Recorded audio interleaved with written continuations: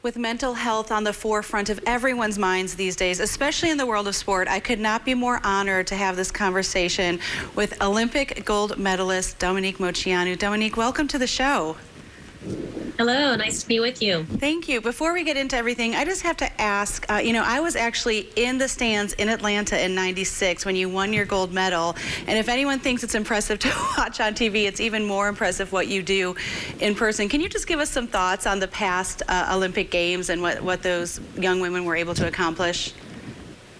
Well, the pandemic certainly threw the Olympic, year into extension. So many of the gymnasts had to stay around an extra year, and all of the Olympians had to stay around an extra year. But I know in our sport in particular, it is very tough to stick around an extra year.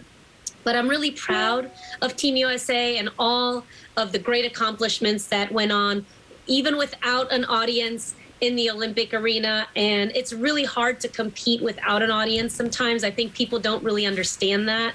But I'm really proud of everyone for stepping up and also sticking around, because it was really hard to push in that last year when they thought they were going to compete in 2020 originally.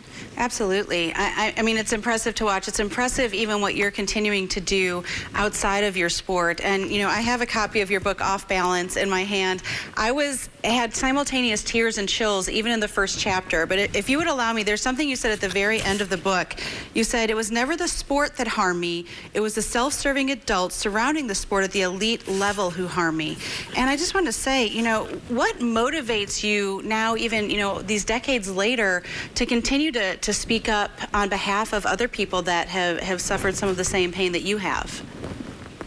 Well, I think I became just so passionate from a very early age when I saw injustice happening to my mother. She worked essentially as an indentured servant for the Carolis, and she came from a different culture. So I just saw a lot of injustices growing up in that regard. And then I saw it happening to athletes as I started to mature. And I could not articulate it as a teenager, but once I became old enough and wise enough to have a voice, I started to use it. And a lot of people didn't like me for that. For 10 years, I became a social pariah in our sport, and I became alienated and outcast and nearly wiped from the history books because I spoke up sounding the alarms about abuse. But I became very passionate about it because it was wrong. Yeah. And I'm a Libra, and a Libra likes to find the balance in things, likes to fight for justice, and is a warrior in that sense. So I think it just resonated with me very deeply, and I was relentless over the years, and I stayed on top of it until results came. Yeah, and you have been. And I think, what encouragement would you have for others as a fellow abuse survivor? I feel like sometimes we feel like, well, our time has passed. It's too late for me to speak up. What would you say to the woman or young woman that feels that way, like it's too late for me to share my story? Well, it's never too late, because you don't know who you're going to help. And someone has a very similar story to yours. And many people hide in the shadows with these stories, and they're never able to get them out because they're afraid.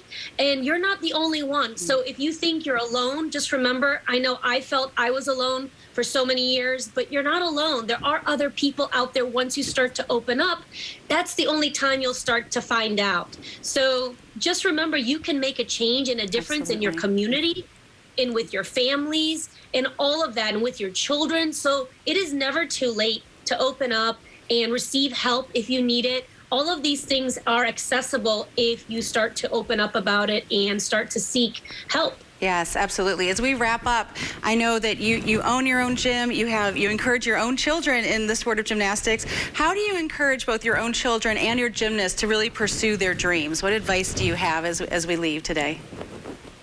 Well, when you walk through the doors of our gym, there's the sign on the wall. It's actually a painting that says "Practice with Integrity." And I think that is something that I preach every day. And our gymnasts understand the value of hard work, discipline, work ethic. Those kinds of things are things that we instill in our program. And I know that that will help them for the rest of their lives. We want a safe gymnastics program and yoga program. We want to make sure children are coming here and enjoying what they do, but also safety is number one. And I keep eyes on that all the time to make sure that the culture is changing with every single gym club, and it begins with us. So we have to lead that change. Thank you, Dominique. Her book and her memoir, Off Balance, is available where books are sold. Dominique, thank you for sharing your story and continuing to champion the next generation.